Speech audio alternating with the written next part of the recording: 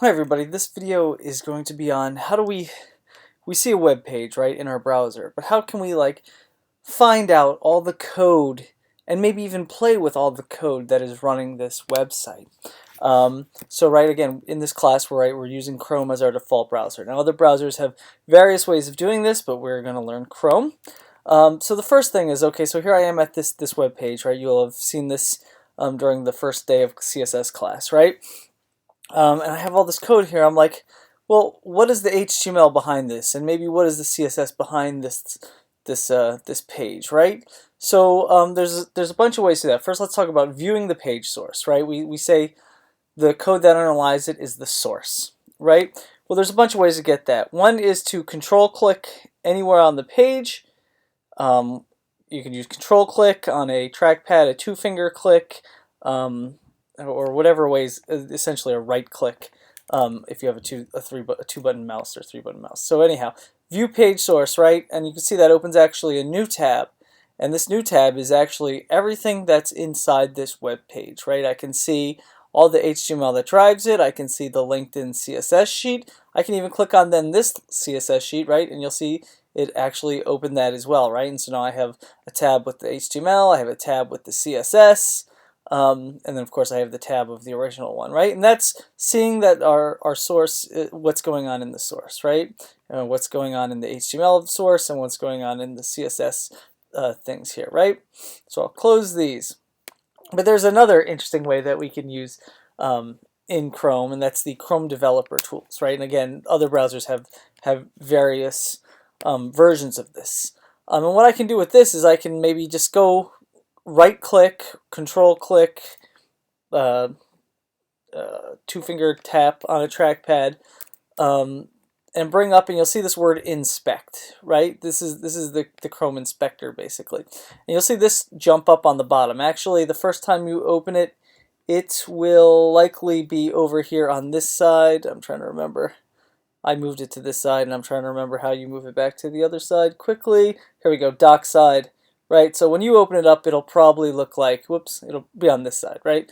Right there, it'll be like this, right? I don't like working with that because in responsive design, right, we change the width and we change things, and which is exactly why I always like to move it first thing to the bottom, okay? But if you notice here, as I mouse over these elements, right, and now there's other parts here. Really, in this class, we're never going to touch any other part. Perhaps during JavaScript, we'll look at the console, but you need to make sure you're in Elements. Later on, when we start talking about responsive stuff, we'll use this button right here to look at it at different sizes. Here's iPhone Plus size, right? But let's turn that back off.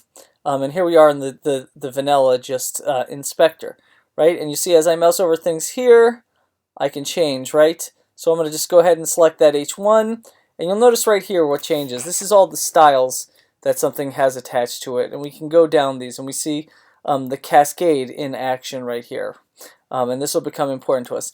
There's actually multiple ways to get to this inspector, right? Besides right-clicking and saying inspect, I can go over to these dots, more tools, developer tools, right?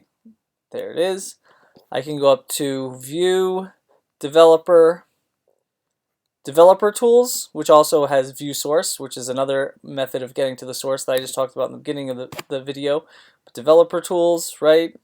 I think there's a fourth way to get there, or did I show 4? Well, anyway, right there, that should be adequate to get you. Oh yeah, it's a quick key. Command Option I will actually bring it up for you, right? So we can see exactly what's going on here and play with it. Now, there's one other really important benefit, and you're going to need this for one of our missions, so I'm going to keep it here with this, right? So let's say I have this headline here, and I decided I wanted to change this headline, right? I could go in and actually click on this where it says element.style. I could actually click here and type something different. I can say text, and you see it has autocomplete, uppercase, and I made it uppercase. I can even go fiddle with the code that's currently there, right? I can say, oh, I want that font to go up to 6M, right? So this is what we can do to play with.